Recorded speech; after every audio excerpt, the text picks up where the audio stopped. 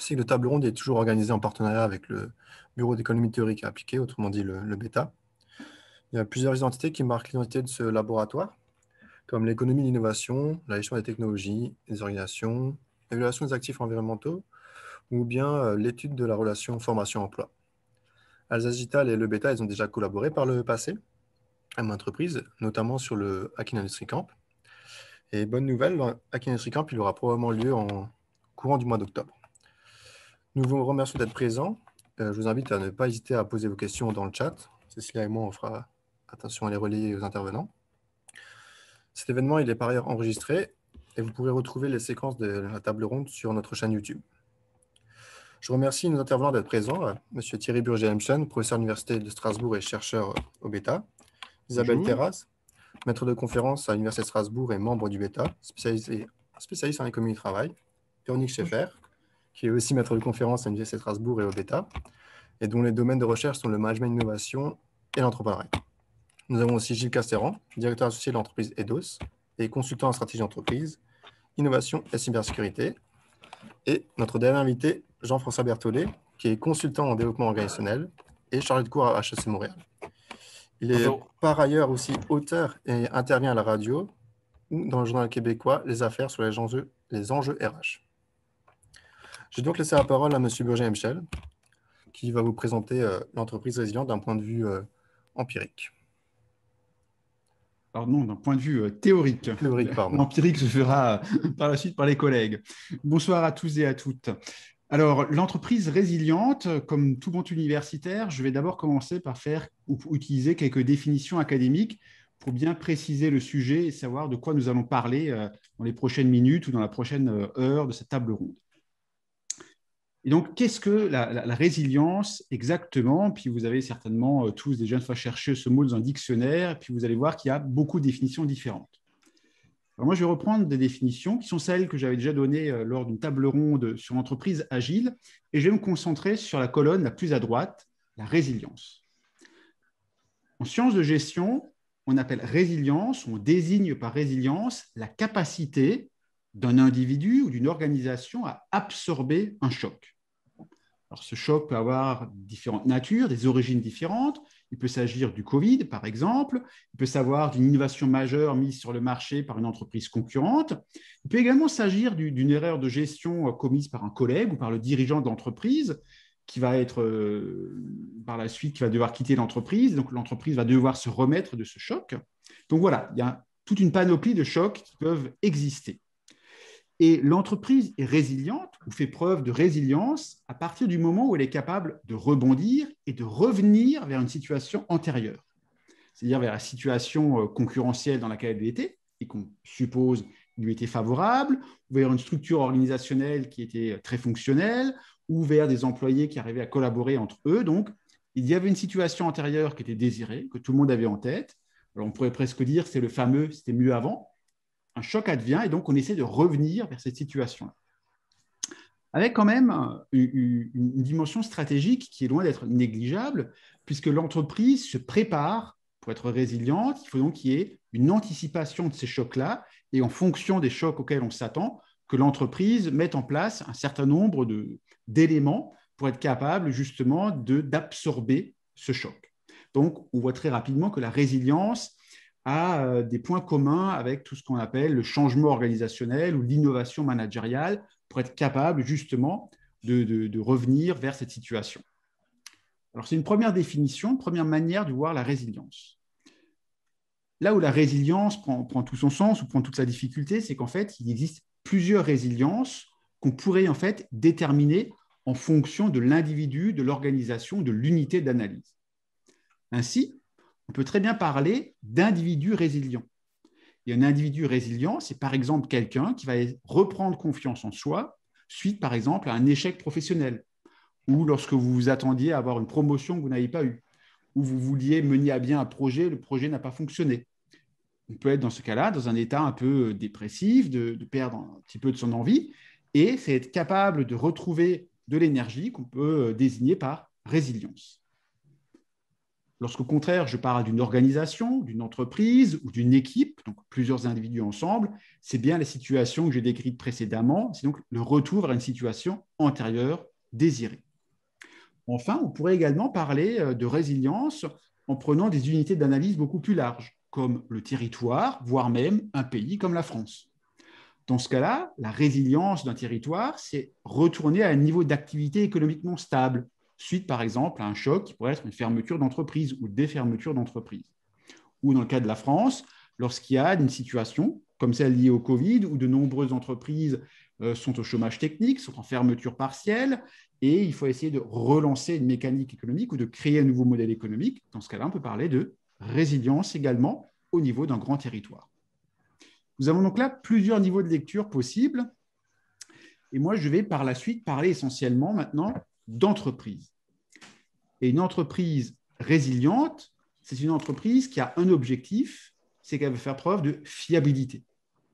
Dans la mesure où résiliente, ça veut dire que je suis capable d'absorber le choc, ça veut bien dire que quoi qu'il arrive, je veux être en mesure d'apporter mon bien ou mon service à mes consommateurs. Par exemple, EDF se doit d'être une entreprise résiliente. Nous espérons tous que nos fournisseurs d'accès à Internet sont résilients. Quoi qu'il arrive, nous voulons avoir ce service. Et la difficulté vient alors de l'environnement dans lequel se trouvent les entreprises. Alors, on parle beaucoup actuellement d'environnement dit VUCA, et en français, ça donne donc d'environnement qui peut être soit volatile, soit incertain, ambigu ou complexe. Alors, 2-3 phrases simplement pour vous montrer quelles sont les distinctions entre ces différentes notions d'environnement. Si vous prenez une lecture de gauche à droite de ce graphique, à gauche, vous avez les situations qui sont compréhensibles ou que le manager est capable d'anticiper. Et à droite, vous avez les situations que le manager n'est pas capable d'anticiper. Donc, volatile et incertain, on n'est pas capable d'anticiper. Et si maintenant vous prenez le cartouche de bas, ce sont les situations sur lesquelles les managers, lorsqu'elles arrivent, pensent être capables d'avoir une action, d'influencer la situation, alors que les situations sur le cartouche du haut sont les situations sur lesquelles le management a plus de mal à agir. Donc, vous comprendrez qu'une situation simplement ambiguë, c'est une situation que le manager arrive assez facilement à comprendre et sur laquelle il arrive à avoir une action positive. Et au contraire, le cas le moins favorable, c'est ce qu'on appelle un environnement volatile. C'est à la fois un environnement qui change beaucoup, que le manager n'est pas en mesure d'anticiper et sur lequel, au final, il a assez peu d'action. Et donc, il est plus facile d'être résilient en cas d'ambiguïté qu'en cas d'environnement volatile.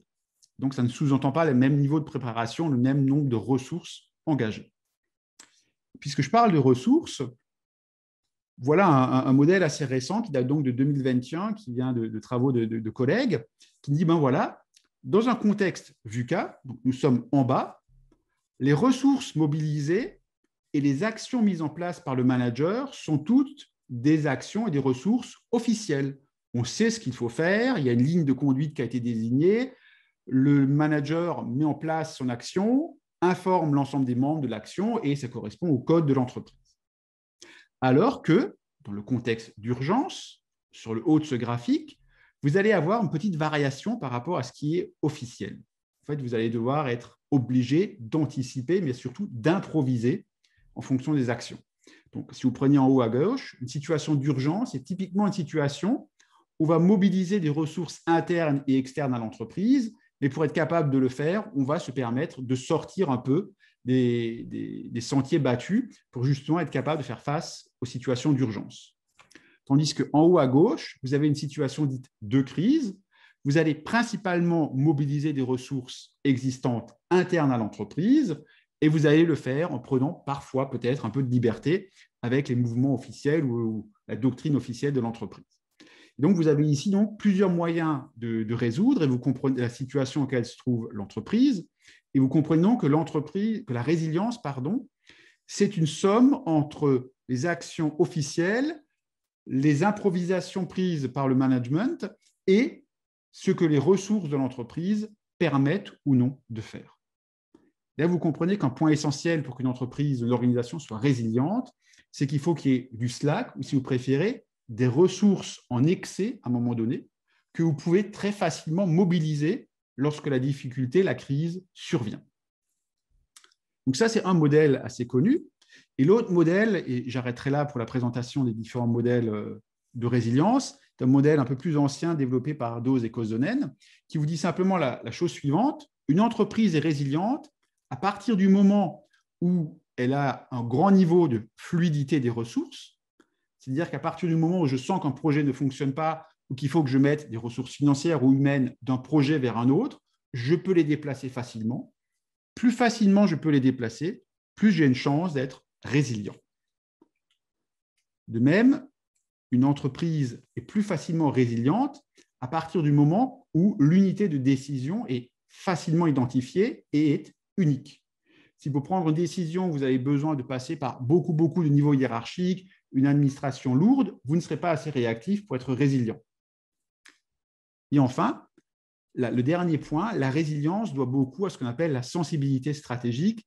C'est donc une question de vigilance, de bien comprendre l'environnement, de capter très rapidement les signaux faibles pour être capable d'agir. Et donc, typiquement, une entreprise qui à la fois est capable de sentir très rapidement l'évolution de l'environnement, d'avoir une décision rapide et de bouger très rapidement ses ressources, peut être plus facilement résiliente. Alors, avec des collègues, nous avions étudié une entreprise qu'on peut appeler résiliente, qui est une entreprise de jeux vidéo qui s'appelle Electronic Arts, où nous avons passé en revue assez rapidement, enfin en détail, pardon, sur un espace de 15 ans, l'ensemble des stratégies et des business models officiels qui avaient été annoncés aux investisseurs. Et puis, nous avons vu un certain nombre de chocs entre des consoles qui fonctionnent, des consoles qui ne fonctionnent pas, des nécessités de changer rapidement de marché. Et nous avions vu qu'Electronic Arts, justement, était résilient parce qu'ils étaient capables de rapidement adapter leur stratégie, de changer leur fusil d'épaule, si vous voulez, pour revenir vers un autre état qui était l'état initial, qui était favorable et qui leur permet de continuer d'exister. Et je terminerai sur ce dernier slide, mais quels sont alors ces différents modèles ou méthodes pour être résilient? Comme je vous l'ai montré avant, une entreprise, une organisation, pour être résiliente, a avant tout besoin de slack, une capacité d'absorption. Donc, à un moment donné, un certain nombre de ressources qui ne sont pas employées et qu'on peut mobiliser à ce moment-là.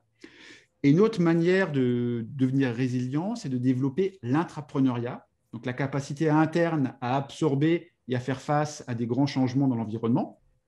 Et je me permets à ce point-là de souligner l'existence d'un laboratoire d'idées en entrepreneuriat qui étudie entre autres la résilience des organisations et que vous pourrez facilement visiter ou voir les préceptes en suivant le lien qui est affiché.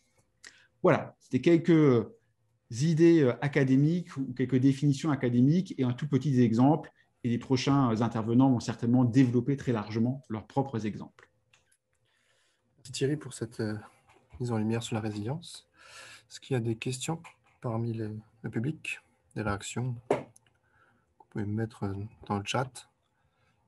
Sinon, vous pourrez toujours réagir en fin de table ronde. Donc, il n'y a pas de questions. Du coup, on va passer à nos deux intervenants suivants, Véronique et Isabelle, toutes deux coordinatrices du projet Résilient de l'appel Résilience Grand Est, projet qui cherche à repenser les dynamiques d'emploi pour un territoire plus résilient. Elles vont toutes deux nous parler de la résilience des territoires suite à un choc économique, à travers les comportements des personnes qui ont perdu leur emploi, et à travers les dispositifs d'accompagnement qui aident les salariés à s'engager dans de nouvelles trajectoires professionnelles. Isabelle et Véronique, vous pouvez prendre la suite. Alors, je commence, je laisserai la parole à Isabelle tout à l'heure. Donc, effectivement, nous, dans notre projet, on s'est intéressé, on s'intéresse à la résilience du territoire, plus particulièrement sous l'angle du retour à l'emploi pour les personnes qui ont été conduites à une situation de chômage suite à un choc économique. Donc, le retour à l'emploi par les personnes peut se faire de manière schématique par deux biais, soit de retourner à un emploi salarié proche de celui qu'on avait avant, donc qui est assez proche de la définition de la résilience que donnait Thierry, ou alors de s'engager dans une nouvelle voie et de retourner à l'emploi en créant sa propre activité, en développant un projet entrepreneurial. Donc Isabelle vous parlera plus du retour à l'emploi par un emploi salarié, et moi je vais plus me focaliser sur la question du développement du projet entrepreneurial pour retourner à l'emploi. Alors, ce qui nous intéresse par rapport à cette problématique de résilience et de retour à l'emploi, c'est d'une part d'identifier les obstacles que peuvent rencontrer les personnes dans cette transition, et puis de réfléchir au dispositif, au contexte qui peut favoriser ce retour à l'emploi par le biais d'un projet entrepreneurial. Alors, il y a de nombreux dispositifs qui existent au sein des territoires pour favoriser ce type de projet, des incubateurs, des accélérateurs, des programmes d'accompagnement, des événements, des lieux de rencontre, tous les dispositifs qui vont permettre aux personnes de développer des compétences utiles à leur projet entrepreneurial, mais aussi d'échanger, de faire des rencontres, de développer leur réseau. Donc, de manière globale, on peut considérer que tous ces dispositifs sont orientés vers le développement du capital humain de l'entrepreneur. Alors, le capital humain, c'est quelque chose qui est propre à chacun de nous, qui est constitué par les connaissances qu'on a accumulées, les compétences qu'on a développées, les réseaux dont on dispose. Donc, parmi les connaissances, il y a aussi le fait de connaître des personnes, de savoir ce que ces personnes peuvent nous apporter. Et donc, tous ces dispositifs sont très orientés autour du développement de ce capital humain. Donc, on le développe par ses expériences professionnelles, par l'éducation, par la formation, mais aussi par toute expérience de vie dans des activités de loisirs, dans des activités culturelles.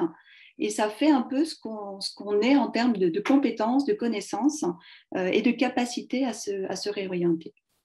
Alors, plus on a un capital humain important, plus on a des possibilités d'identifier des opportunités d'activités que l'on pourrait mener, parce qu'on connaît une technologie, on connaît un marché, on connaît des besoins dans la société.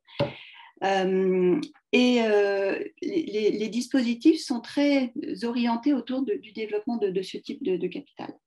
Alors, pour mener à bien un projet entrepreneurial et se réorienter vers l'emploi par ce type de projet, ce n'est pas uniquement une question de capital humain fait de compétences, de connaissances, de réseau. Il y a aussi une question de comportement entrepreneurial. Donc, ce comportement entrepreneurial va être différent selon les personnes. Chacun n'a pas les mêmes valeurs, n'a pas les mêmes motivations, n'a pas le même type de projet. Les choses qui sont importantes ne sont pas les mêmes pour tous les individus. Et donc, on va avoir différents types de comportements entrepreneuriaux qu'on peut aussi favoriser par la formation, par l'éducation, par des rencontres avec des personnes, par de l'accompagnement, etc. Alors, dans la situation de crise qu'on a connue et à laquelle on s'intéresse plus particulièrement dans notre projet, je pense qu'il y a un aspect aussi qui est un petit peu particulier, c'est que le comportement qu'a un individu est un comportement qu'il a à un moment donné. Il y a ce qu'il est de manière, on va dire, stable dans le temps, mais il y a aussi un état psychologique propre à une période qui influence le comportement et la capacité ou la volonté d'avoir enfin là, ce n'est pas qu'une question de volonté, mais avoir un comportement propice à mener un projet entrepreneurial qui demande à prendre des risques, à avoir une certaine confiance en soi, à être prêt à absorber plusieurs fois par semaine des bonnes nouvelles et des mauvaises nouvelles. Et donc, il y a cet aspect psychologique qui influence cette capacité de résilience et ce retour à l'emploi.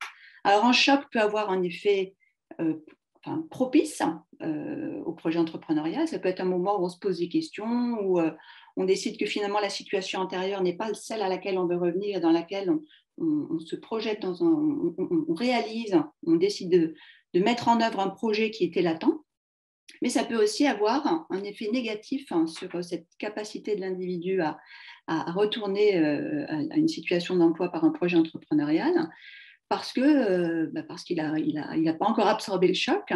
Donc, le fait d'avoir été confiné, d'avoir eu ce phénomène de distanciation sociale dans la longueur n'est pas propice aux rencontres, n'est pas forcément propice non plus à la confiance, n'est pas propice au développement de son réseau. Et donc, on a aussi un contexte particulier dans lequel cet aspect psychologique peut être particulièrement pesant et avoir un effet qui fait qu'il prend de l'importance par rapport au développement du capital humain qui est au centre des différents dispositifs de soutien. Donc, je vais passer la parole à Isabelle qui va revenir sur cette notion de capital humain et sur son rôle aussi dans le retour à l'emploi dans une situation salariée. Oui, donc moi, ce que je voulais aborder comme point, c'est qu'est-ce qui se passe en général quand une personne perd son emploi. Et comme je suis économiste du travail, ben, je voulais revenir un petit peu sur ce qu'on sait et ce que dit la littérature des personnes qui ont perdu leur emploi et qui vont retourner cette fois-ci vers un emploi salarié. Alors, cette littérature, elle est ancienne, hein, puisque cette idée que finalement, quand on perd son emploi, ça peut être extrêmement rude et qu'il y a la perte à la fois du lien social et que du coup, on a du mal à se projeter vers autre chose. Elle date des années 30. Maintenant, enfin, c'est dans les années 30 qu'il y a eu un ouvrage justement sur les chômeurs de Marienthal. Après, il y a une littérature plus fournie avec les différents chocs, mais qui montre à chaque fois que quand un salarié perd son emploi, il va retrouver un emploi avec un salaire qui va être altéré par rapport à la personne qui n'a pas connu d'interruption d'emploi. Et ça, nous, on va l'attribuer soit à une perte de capital humain. Cette perte de capital humain, elle peut être générale, puisque en fait, la période sans emploi peut faire perdre des compétences générales, comme par exemple en littératie, mais elle peut être aussi, il peut y avoir une perte de capital humain également spécifique qui était lié à l'emploi précédent. Ça peut aussi, cette période de chômage, créer un effet, ce qu'on appelle un effet stigma. Et finalement, quand l'employeur va avoir le choix entre embaucher une personne qui a connu une interruption d'emploi, d'ailleurs plus ou moins longue, ou une autre personne, il va peut-être se tourner vers la personne qui n'a pas eu d'interruption d'emploi. Et donc, il y a toute une littérature qui montre qu'il y a ce qu'on appelle, nous, en économie de travail, un effet cicatrice. Alors, là, je fais une traduction française du terme anglais. Et qui peut être parfois important. Alors, cet effet, on va le retrouver aussi, hein, jeune ou moins jeune. Et donc, l'idée, c'est que peut-être les pouvoirs publics vont avoir un rôle à jouer pour essayer de limiter en fait ces effets négatifs de la période de chômage. Alors, plusieurs volets dans leur action. Un premier volet, déjà, c'est accompagner les entreprises en cas de choc, justement comme le Covid, de façon à ce qu'il y ait le moins de pertes d'emploi. Donc là, il y a des dispositifs conséquents qui ont été mis en place, notamment en France. Mais peut-être d'autres éléments qui sont moins couramment employés et, par exemple, essayer d'accompagner les personnes pour qu'elles évaluent correctement en fait leur chance de retrouver un emploi. Alors, si je dis ceci, c'est parce qu'en fait, il y a de nombreuses études aux États-Unis qui montrent en fait qu'il y a un biais d'optimisme des personnes au chômage qui ont tendance systématiquement à sous-estimer leur période de chômage et qui, du coup, vont pas avoir les comportements adéquats, les comportements de recherche d'emploi, voire de recherche d'un emploi dans un autre secteur. Donc, je pense que là, l'aspect améliorer la connaissance des demandeurs d'emploi sur cette période de chômage, ça peut être un point à travailler. Et ça peut être aussi mieux accompagner les personnes qui vont connaître un choc. Et là, je voulais prendre l'exemple de Fessenheim, puisque la fermeture de la centrale va faire qu'il y a un certain nombre de personnes qui vont perdre leur emploi. Alors, il y avait eu une étude en 2014 qui évaluait ces pertes d'emploi à des montants très, très importants. Donc, évidemment, il y a les salariés de la centrale, il y a les sous-traitants, et puis il y a les effets induits sur le territoire. Et donc là, cette étude de 2014, elle prévoyait en gros 850 employés en moins dans la centrale, 900 chez les sous-traitants, 600 emplois en moins sur le bassin d'emploi, donc c'est conséquent. Et il y a eu tout un dispositif qui a été mis en place pour accompagner en fait les salariés des sous-traitants. puisque c'est là qu'il y a un problème qui est important, sachant que les salariés de la centrale, ils vont être soit par déménagement dans un autre site d'EDF, soit par exemple à l'ES, ils vont retrouver un emploi. Par rapport aux sous-traitants, il y a tout un dispositif qui a été mis en place très en amont. Et je trouve que c'est intéressant là, dans l'action des pouvoirs publics, parce qu'on est vraiment dans l'anticipation du fait que les personnes vont devoir se projeter dans autre chose. Et là, ça peut être une façon d'agir pour que les personnes, du coup, écourtent cette période de chômage et évitent cette perte éventuelle de capital humain et cet effet de stigma qui peut être très important parce que là aussi, finalement, si on reste au chômage un certain temps, on risque d'être considéré comme éventuellement moins productif par un employeur.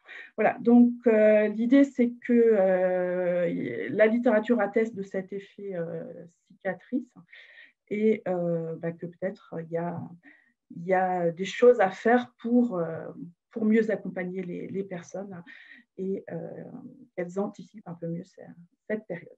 Voilà ce que j'avais à dire. Merci Véronique et Isabelle pour ce focus sur l'individu et le territoire face à la perte de l'emploi. On a une question dans le chat de M. Rina.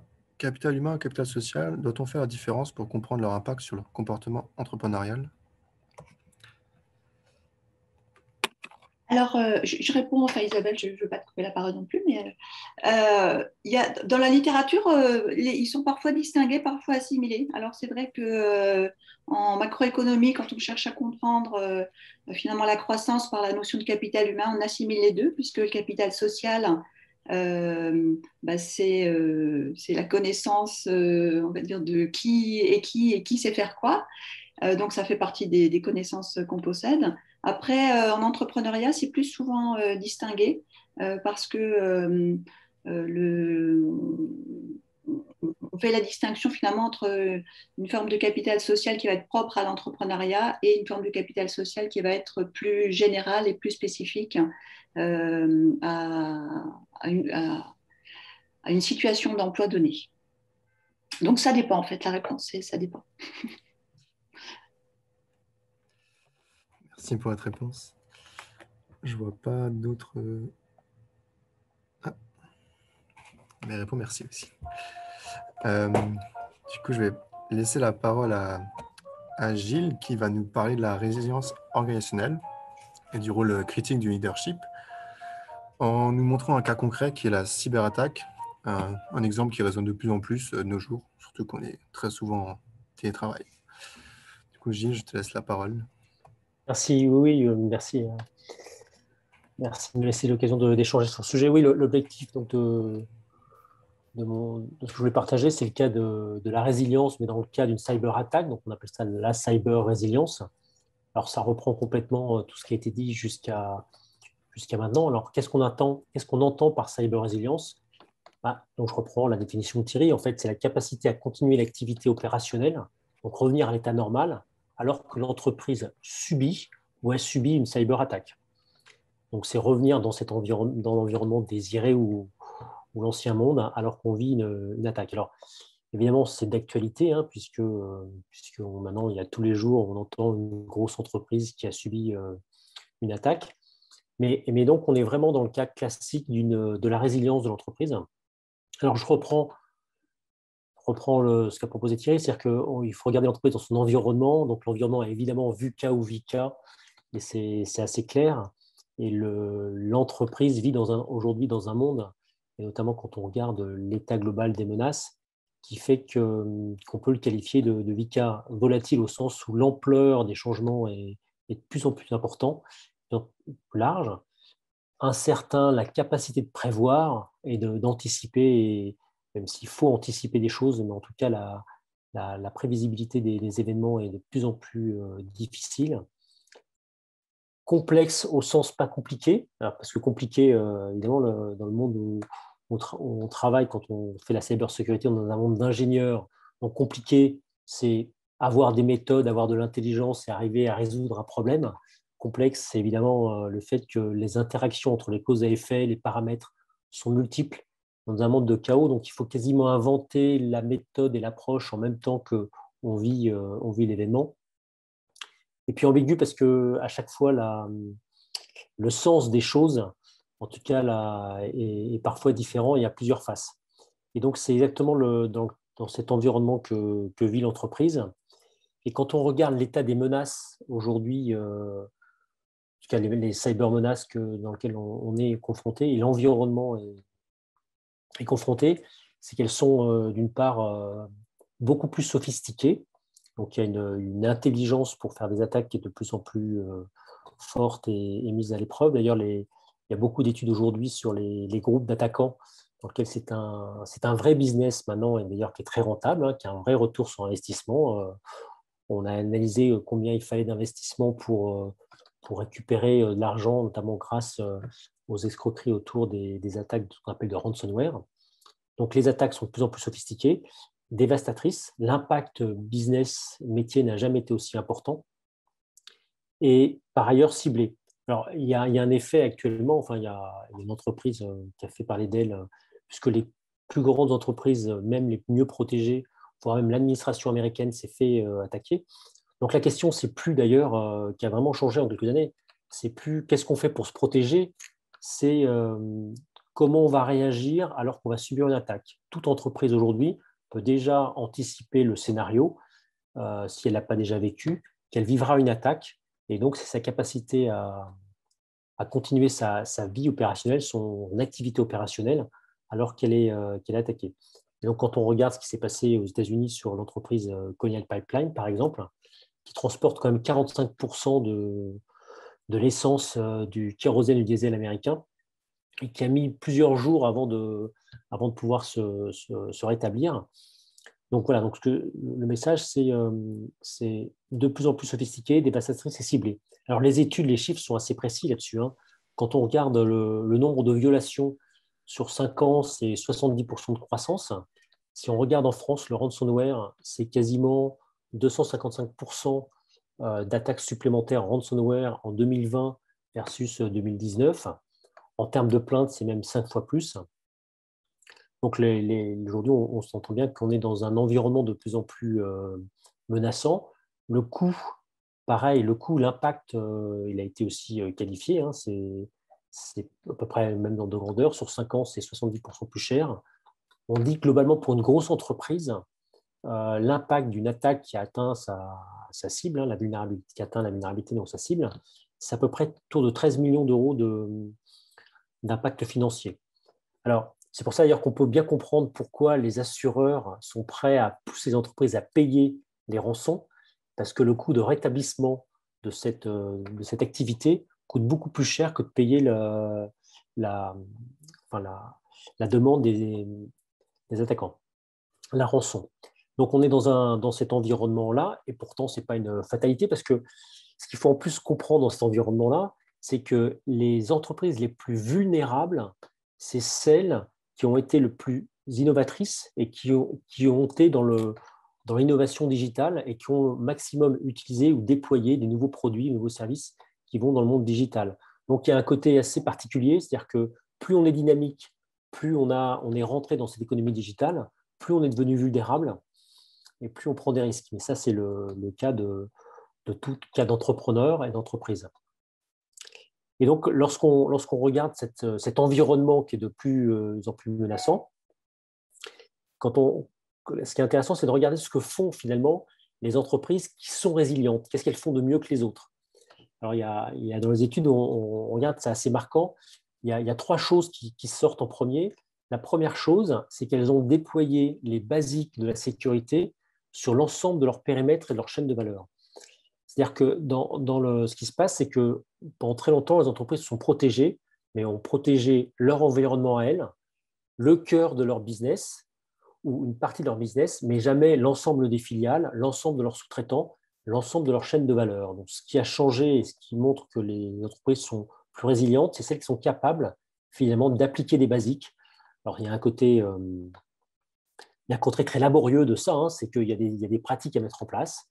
Il y a des bonnes pratiques à mettre dans la cybersécurité pour se protéger. Donc là, on est sur la partie protection. Il faut le déployer sur l'ensemble du périmètre de la chaîne de valeur jusqu'au sous-traitant. Il faut savoir que 40% aujourd'hui des attaques pour les entreprises viennent de leurs partenaires. C'est-à-dire qu'il ne faut pas simplement se protéger soi-même, il faut protéger son environnement et son écosystème. Ce qui d'ailleurs aura des impacts sur la façon dont ce qu'on doit faire pour être résilient d'ailleurs. Le deuxième point, donc le premier point pour celles qui sont résilientes, elles se protègent sur l'ensemble de leur périmètre.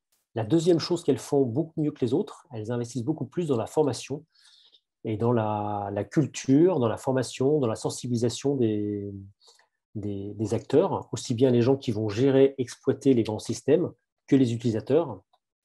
Et puis le troisième point, qui est qui ne va pas vous étonner, vous, acteurs de la résilience, mais qui est parfois assez étonnant, c'est celles qui collaborent le plus. Celles qui sont plus ouvertes, qui partagent leurs pratiques avec les autres, avec leur écosystème, avec leurs concurrents, finalement se protègent mieux parce qu'elles apprennent mieux à être résilientes. Alors là, on est surtout sur la partie protection, ce qu'il faut faire pour se protéger, pour réduire le risque. Mais la résilience, c'est aussi la capacité à détecter, anticiper, ça avait été bien défini, mais c'est surtout la capacité à réagir. Et donc, comment on fait pour bien réagir? Alors, il y a plusieurs choses, mais la première chose que j'ai envie de dire qui me paraît le plus important, c'est l'entraînement. Ça veut dire qu'on a vu l'environnement dans lequel on était, qui était menaçant. Donc, qu'est-ce qu'on fait pour s'entraîner et pour se mettre en situation en place? La situation d'urgence ou de crise qu'on va devoir vivre, pour prendre les termes de Thierry, qu'on va devoir vivre. Et donc, à part l'entraînement, il n'y a pas beaucoup d'autres choses à faire quand on s'est déjà bien protégé. Et c'est déjà anticipé, ce qui a été très bien expliqué d'ailleurs, c'est quand on vit une crise, on va faire des choses qu'on ne fait pas hors de la crise. Alors, par exemple, un truc basique dans la sécurité, c'est on interdit évidemment les employés d'entreprise d'utiliser leur mail perso pour communiquer avec ses clients.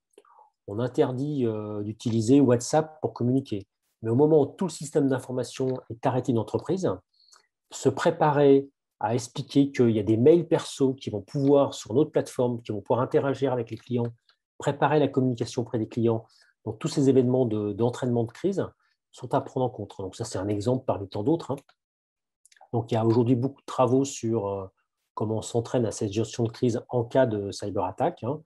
Donc, séparer les activités très opérationnelles et les activités pour remettre en place le système, trouver des modèles où on travaille en mode dégradé. Alors, c'est assez fou parce que pendant très longtemps, on a travaillé sur des modes de résilience de l'entreprise qui sont pour être des crises environnementales, ou des attaques terroristes. Mais donc, on a fait en place des plans de reprise d'activité, des plans de continuité d'activité, mais ces plans de reprise utilisent de la technologie. Peut-être que ces technologies ont été aussi attaquées. Donc, il y a plein de systèmes qu'on pensait mettre valides en cas classique de résilience pour d'autres menaces qui ne fonctionnent pas dans le cas de cyberattaque. Voilà, donc c'est tout ça à repenser.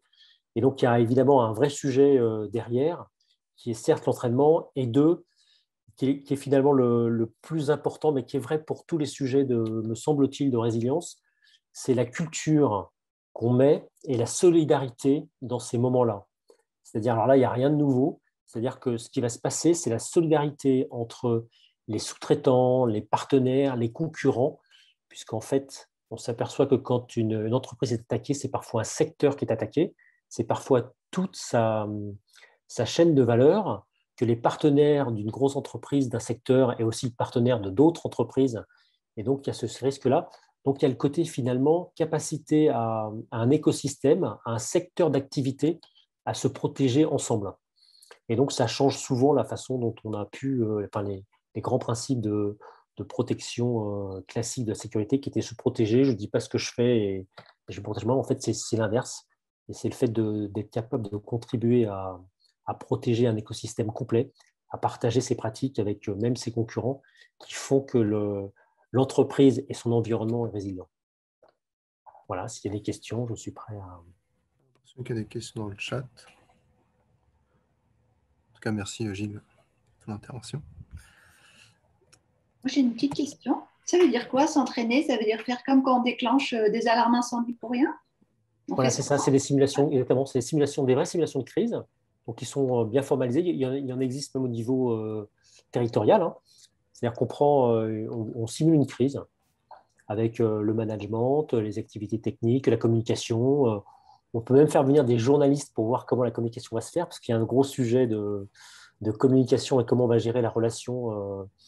Voilà, donc ouais, c'est tout à fait ça. C'est une vraie simulation de crise avec des scénarios. Et on applique les pratiques que font d'autres secteurs d'activité.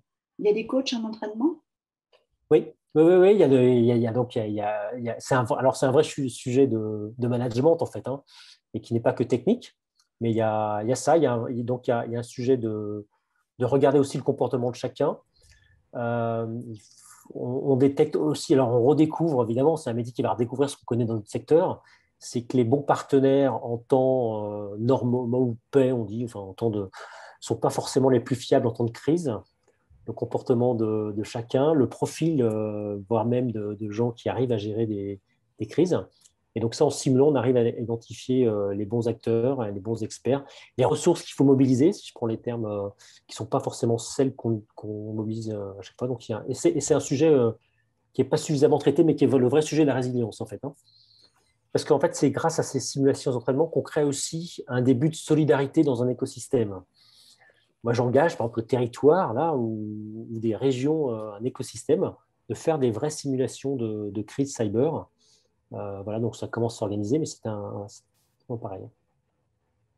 Avec le risque de faire des choses qui soient représentatives aussi, ou pas. Voilà, il y a toujours le principe, il faut faire ça de façon très réaliste.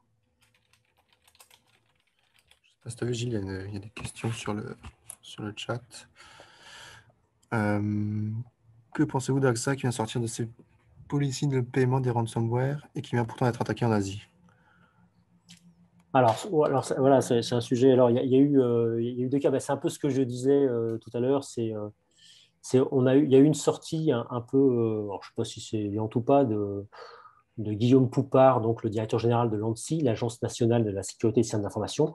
D'ailleurs, dans l'écosystème, il faut intégrer aussi les agences gouvernementales, hein, sur le sujet de la résilience, mais qui a expliqué ce que je disais, c'est-à-dire que ça coûte moins cher finalement pour un assureur de payer la rançon et de dire ça y est, j'ai fait mon job et maintenant on a remis l'État, ce qui n'est pas évidemment vrai.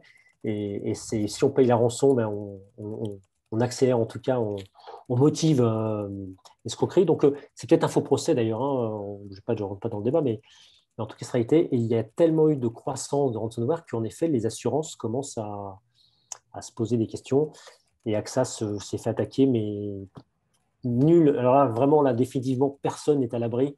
Le cas des États-Unis est assez intéressant. Hein. La dernière attaque qui est arrivée par un logiciel très connu qui a servi de cheval de Troie pour aller espionner l'ensemble et capter des données, fait que maintenant, enfin, définitivement, on n'est pas à l'abri. Même les entreprises les mieux sécurisées se sont fait attaquer. Et ça. Donc l'assurance est en effet un vrai sujet. C'est une vraie économie derrière. Hein. Il y a une économie de l'escroquerie qui est très très forte et qui est très rentable. Du coup, il y avait aussi que faire en amont pour prévenir ces attaques? Est-ce qu'il faut arrêter d'innover? Alors, c'est ce que je disais tout à l'heure, c'est-à-dire que finalement, c'est les entreprises qui étaient le plus successful qui étaient les plus vulnérables, mais finalement qui ont plus de moyens aussi de réagir. Donc, non, il faut continuer à innover, il faut continuer à continuer à innover. Mais néanmoins, c'est vrai que le rapport de force était déséquilibré pendant un temps important entre les attaquants et les entreprises. Il y a une étude qui est sortie, hein, avec 150 000 euros investis sur 3 mois, des groupes d'attaquants récupèrent plusieurs millions d'euros quelques mois après. Donc, il y a même une économie qui s'est créée, il y a un business très organisé qu'on peut très évaluer en mode start-up, c'est-à-dire des gens qui produisent des services d'outils de ransomware, qui proposent à d'autres entreprises de l'utiliser pour d'autres finalités, et puis qui se font rémunérer, qui louent, qui font de la communication, qui vont faire de la pression à travers la presse, voilà, qui font leur job de communication. Donc le rapport de force en fait avait tendance à aller de plus en plus vers les attaquants. Il y a des réactions très très fortes. Les pays s'organisent différemment. Et là, la France, d'ailleurs, met en place de nombreux programmes pour essayer de mutualiser les moyens de chacun de façon à se défendre. Et puis, on arrive avec le droit. Il faut être capable de condamner ces acteurs en sachant que certains pays ne sont pas neutres dans le financement des attaques. Il y a un côté géopolitique derrière. D'où l'importance de la résilience, d'ailleurs, parce que la résilience, ça permet de garder l'autonomie. C'est le vrai sujet, d'ailleurs, de la cybersécurité. Ok, merci pour ces réponses. Du coup, nous allons passer à Jean-François qui va nous faire voyager un peu et nous prendre un autre point de vue sur l'entreprise résiliente. Merci Roger. Est-ce que tu vois la présentation? Oui. Elle est à l'écran. Donc, merci à vous, mais merci de m'avoir invité. C'est certain que quand on me dit que c'était en Alsace, j'aurais aimé mieux voyager que de voyager comme ça à partir de mon sous-sol, là, quand même. Il y a des gens qui m'ont dit que c'était très beau. Je n'ai pas encore visité, donc au plaisir de vous voir en vrai.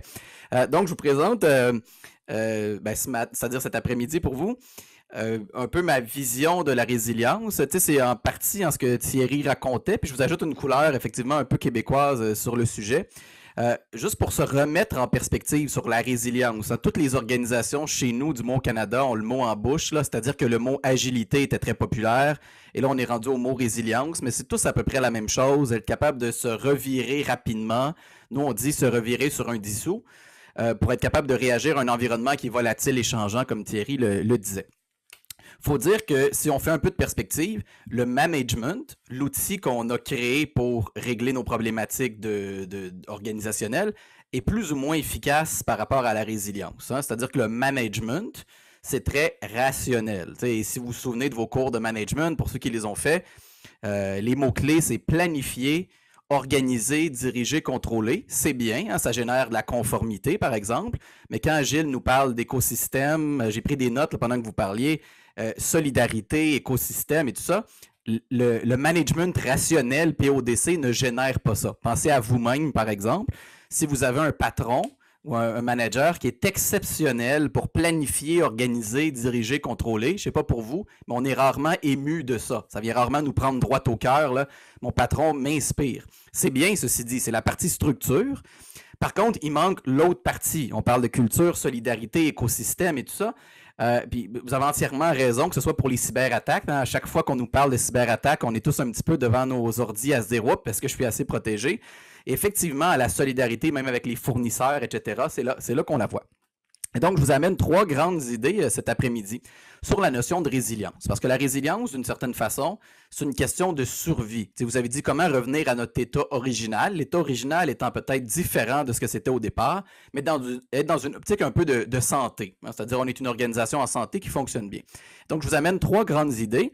La première étant que la survie, c'est d'abord et avant tout collectif. Gilles nous parle un peu d'intelligence collective indirectement en disant ça, là, dans ce qu'il nous présentait. Deuxième chose, la survie, c'est aussi soustraire. Je vais vous dire un peu ma vision là-dessus. Et troisième chose, la survie. Gilles nous parlait de solidarité. Moi, je parle de confiance. Vous allez voir, ça se ressemble beaucoup. La survie et la résilience, ça passe par de la confiance. Et donc, je commence par la première idée. La survie, c'est collectif. Et donc, je nous amène à Darwin au fond, parce que si on veut parler de survie, il faut parler de Darwin. Qui survit selon Darwin? Là, il y a les gens qui ont parlé dans le chat un peu, mais juste être certain qu'on est à la même place. Qui survit selon Darwin? Allez-y dans le chat un peu, là, juste pour être certain qu'on a le même Darwin au Québec qu'en Alsace.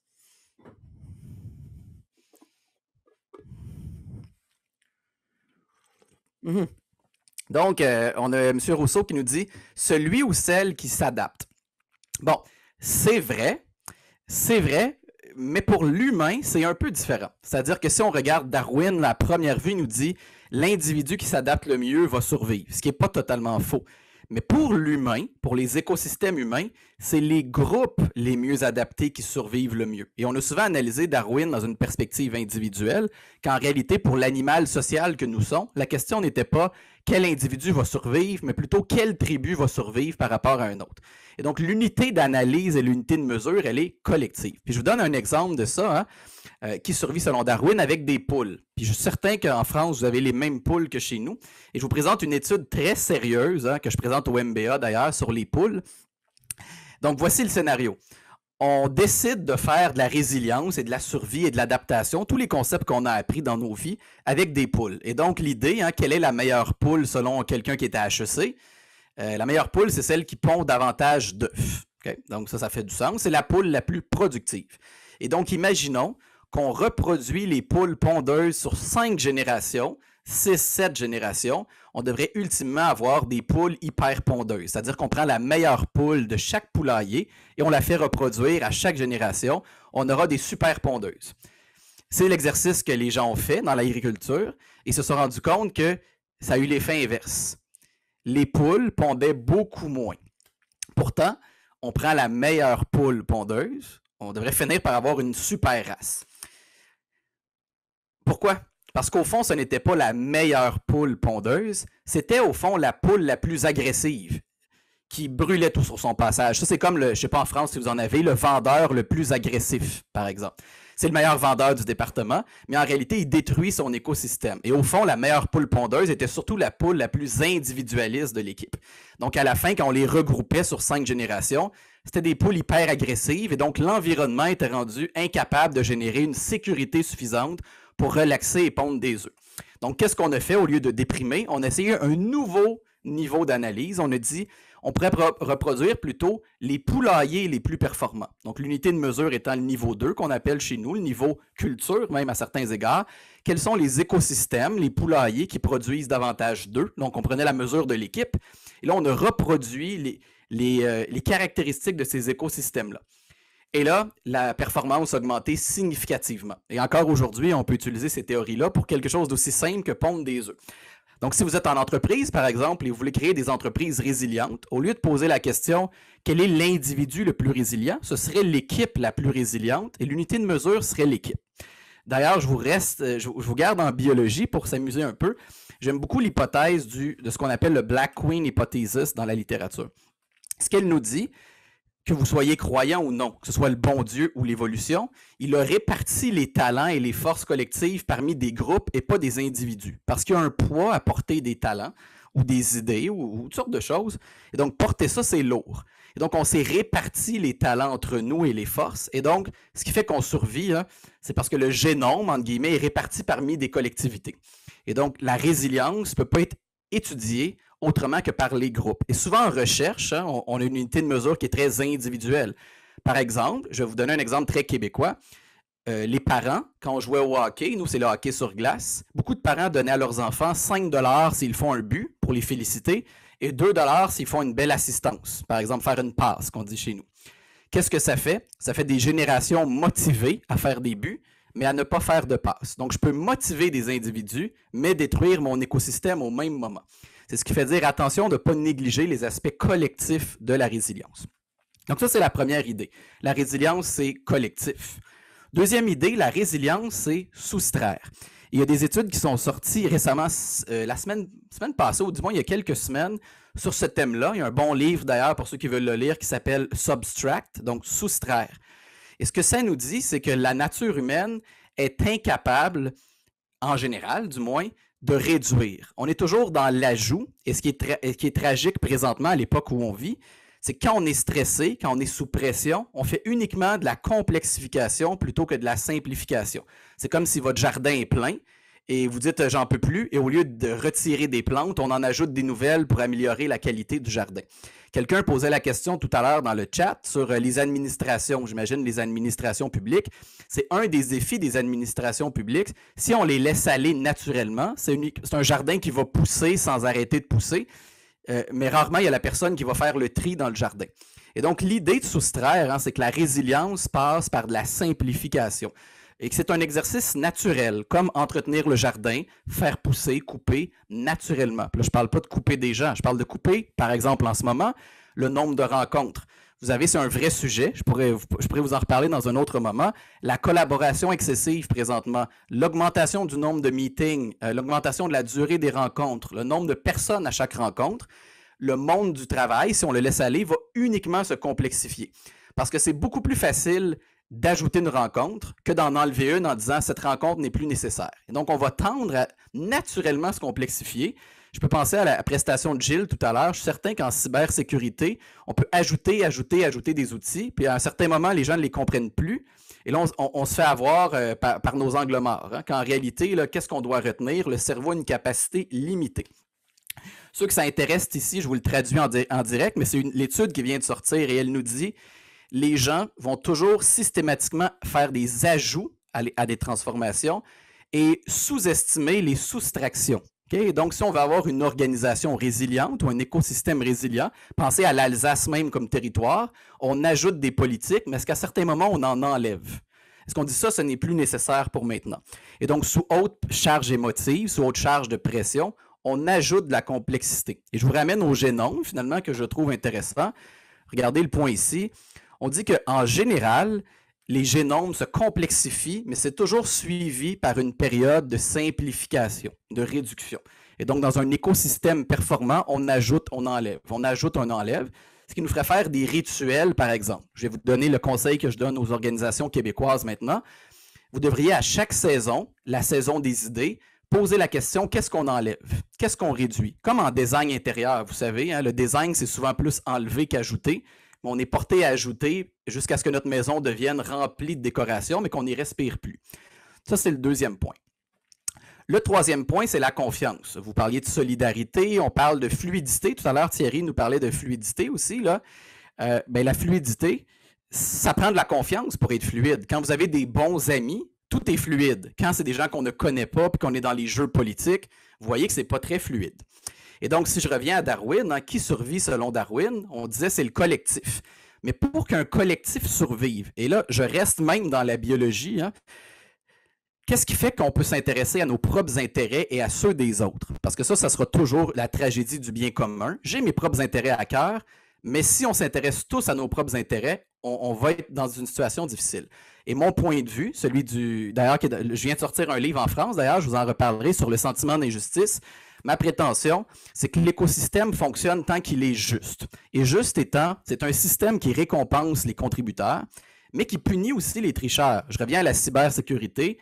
Si on ne punit pas les organisations qui font la criminalité, ça va être très, très difficile de générer un écosystème qui fonctionne bien. Et donc, collectivement, on parle de mutualiser. Il y a quelque chose de bien là-dedans.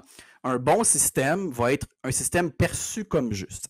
Et je vous donne un exemple de ça qui est très imagé, je crois. C'est une de mes études favorites de la dernière année. Une étude sur les portefeuilles perdus.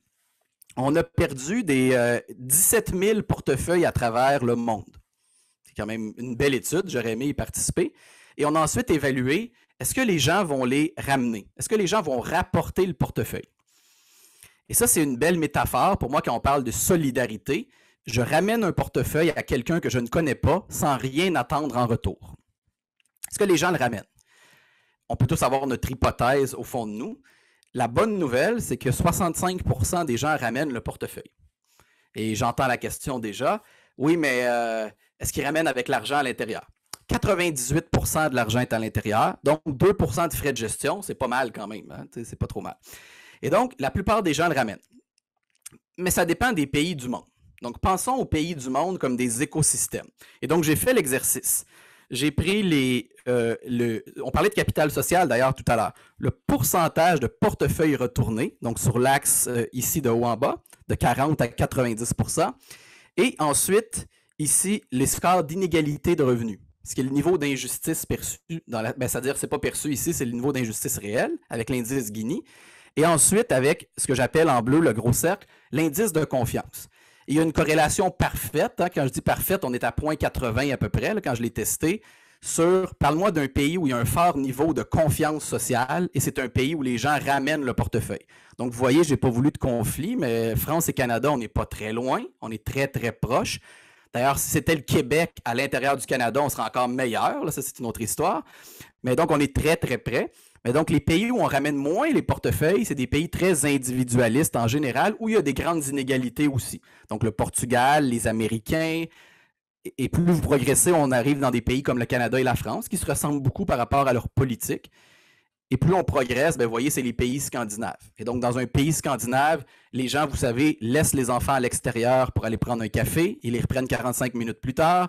Les gens paient quand même beaucoup d'impôts, ceci dit, ce qui peut être controversé dans certains milieux, mais c'est des écosystèmes où la confiance et le sentiment d'injustice sont faibles. Et c'est dans ces environnements-là que les gens posent le bon geste. Pourquoi je vous parle de ça? Parce que la vraie résilience, pour moi, c'est le tissu social. OK? Donc, c'est-à-dire que des gestes PODC qu'on planifie, qu'on organise, mais par définition, comme le disait Thierry, le monde est incertain, le monde est volatile, donc on ne peut pas tout prévoir.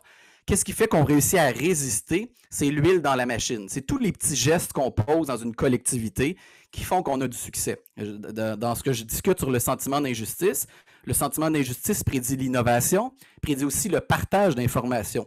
Quand la confiance est élevée dans un écosystème, comme le disait Gilles, il y a beaucoup plus de partage dans l'écosystème. Hein? Isabelle et Véronique nous parlaient même d'un point de vue individuel. Mais d'un point de vue individuel, il y a de l'interdépendance aussi. C'est ma communauté qui me replace, qui me trouve un emploi, qui me soutient. Et donc, l'interdépendance, elle est connectée à la résilience. Je vous amène d'ailleurs en toile de fond, puis je termine là-dessus, juste des grandes idées sur la résilience d'un point de vue capital social.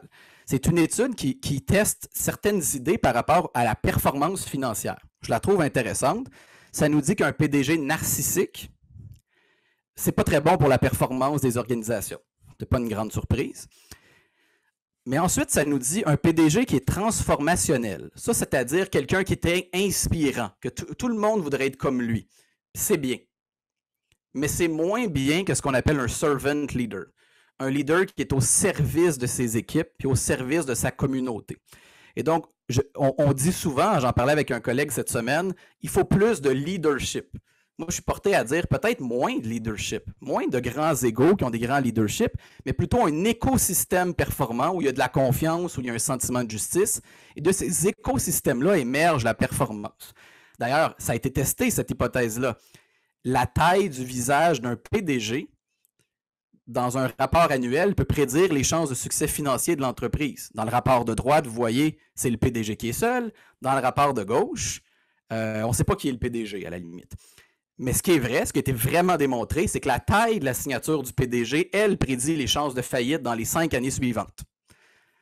Quand un PDG signe gros, c'est signe du narcissisme, c'est signe de l'ego. Et donc, si vous voulez investir en bourse, suivez pas mes conseils, mais quand même, c'est assez anecdote testée quand même. Plus le PDG signe gros, vous irez voir Trump si vous ne me croyez pas, plus il y a un gros ego et plus l'entreprise est à risque financièrement. Donc, à quoi ça sert d'éplucher les rapports annuels? Vous avez le truc maintenant. Suivez pas mes conseils, je sais que je suis enregistré, mais quand même. T'sais. Et donc, on a ici quelque chose d'intéressant. Et donc, je nous amène l'idée, c'est pas moi qui ai inventé le mot, c'est Henry Mintzberg au Canada qui dit oui, le leadership c'est bien, mais le communityship c'est mieux. Puis là, il n'est pas encore très défini, mais pour moi, le communityship, vous avez parlé de solidarité, moi je parle de confiance, je parle de sentiment de justice, un écosystème qui est juste.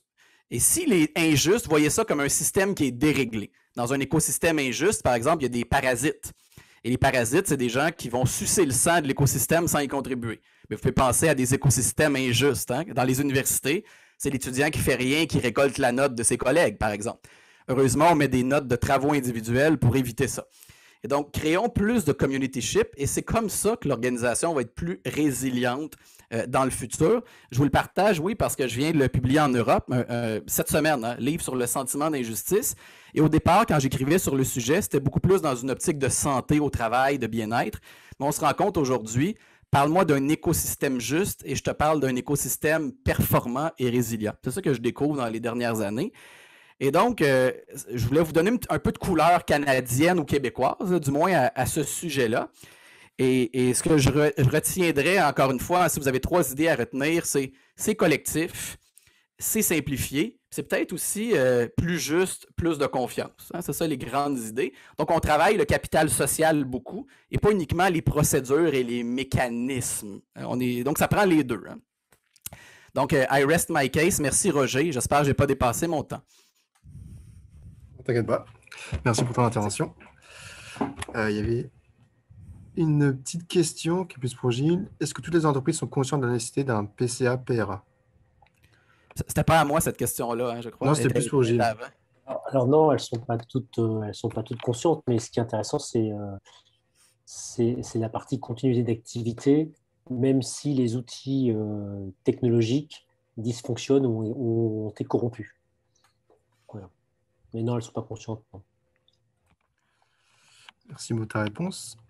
Est-ce qu'il y a d'autres questions? N'hésitez pas. C'est le moment ou jamais. Patrick, il l'applaudit. Ah, c'est pas une main levée, c'est des... C'est parce qu'il a apprécié. Bon, s'il n'y a pas de questions, on va pouvoir terminer cette table ronde. Je vous remercie tous d'avoir participé, tant intervenants que participants. Pourquoi la Nouvelle-Zélande est à cette place? Question. Attendez un petit peu. C'est à moi qu'on pose la question. Ouais. La Nouvelle-Zélande, puis à cette place, parce que je vois qu'elle est un peu outlier dans l'écosystème, hein, et donc les gens les ramènent quand même beaucoup. Reste qu'ils sont dans un système où il y a relativement beaucoup d'inégalités de revenus. Ils se démarquent. Hein. Là, on pourrait regarder cas par cas, hein, chaque nation, chaque pays. En passant, ceux qui s'intéressent à cette étude-là, ça présente tous les pays du monde et on en a fait à peu près 45, pas tous les pays. Ça permet de voir aussi, hein, là j'ai présenté les pays de l'OCDE dans le cadre ici, mais on a par exemple le Mexique, on a le Chili, etc. Et en passant, on voit que la richesse d'une nation n'est pas vraiment reliée à ce que les gens ramènent le portefeuille. Après un certain niveau de richesse, là, qui est très minime, ça n'a pas d'impact. Le fait d'être moral aussi, on pourrait nous sensibiliser à la morale, à l'importance. Ce serait comme de dire à Gilles, ce serait important de sensibiliser les tricheurs à ne pas frauder ou escroquer. Je pense qu'ils le savent déjà, hein. C'est pas une question de morale. Dans les sociétés plus morales, il n'y a pas de différence non plus. C'est vraiment les indicateurs d'injustice. Donc c'est vrai que la Nouvelle-Zélande, elle ressort un peu, mais ma réflexion à haut niveau sur les pays qui sont du Commonwealth, c'est un modèle, c'est-à-dire qui sont d'origine anglaise, hein, beaucoup un modèle sur les droits individuels. On le vit, nous, au Canada. On est plus français, mais le Canada est plus anglo-saxon, puis est plus anglais. Ils sont beaucoup dans les droits individuels. Et ce qu'on voit, c'est que la logique pure individuelle coupe la qualité des écosystèmes lorsque ça va trop loin. Les Américains en étant le meilleur exemple, hein, on pourrait analyser chacun des gestes individuellement, comme pourquoi quelqu'un fait telle chose. Pourquoi, par exemple, il y a beaucoup de criminalité, qu'en réalité, le geste lui-même fait partie d'un écosystème qui fait que ces événements-là arrivent. Et donc, l'exacerbation des droits individuels purs, là, au détriment du collectif, pose des risques sur la qualité des écosystèmes, très certainement. Pour ceux que ça intéresse, puis le cas de la Nouvelle-Zélande, je ne le connais pas personnellement, là, les raisons de la Nouvelle-Zélande, mais il y a toute l'étude au complet qui teste, d'ailleurs, pour les chercheurs dans la salle, les banques de données de cette étude-là sont disponibles. Hein, donc, c'est de là que j'ai testé certaines hypothèses de mon côté, mais c'est des données ouvertes, là. Okay, merci Jean-François. Du coup, cette notion de coopération en justice trouve son origine dans l'éducation avant l'entreprise? Ben, c'est-à-dire que c'est ce que je fais en Europe d'ailleurs beaucoup. Hein. J'interviens sur le sentiment d'injustice en entreprise. Et au départ, quand je suis reçu, quand on parle de justice, on pense au judiciaire. Là, on n'est pas là-dedans ici. On est dans le sentiment. Le sentiment n'est pas déconnecté de la réalité, mais réduire ces sentiments d'injustice. D'ailleurs, la France, vous avez eu vos gilets jaunes. Nous, on a eu nos carrés rouges. Hein. Mais tous ces éléments-là explosent dans des logiques de sentiment d'injustice, puis ils ne sortent pas toujours de la bonne façon. De mon point de vue, j'ai l'hypothèse que même l'élection de Trump est due à un sentiment d'injustice de la population du centre des États-Unis qui se dit « on n'est pas écouté, on n'est pas entendu, les élites ne pensent pas à nous dans la mondialisation, on est frustré, puis peu importe ce sera qui, au moins on donnera un coup de pied dans le derrière des politiciens de l'establishment. » Et donc, même si les réactions ne sont pas toujours celles qu'on espérerait, oui, certainement, il faut développer les dirigeants, puis c'est pour ça que j'ai écrit ce sujet-là.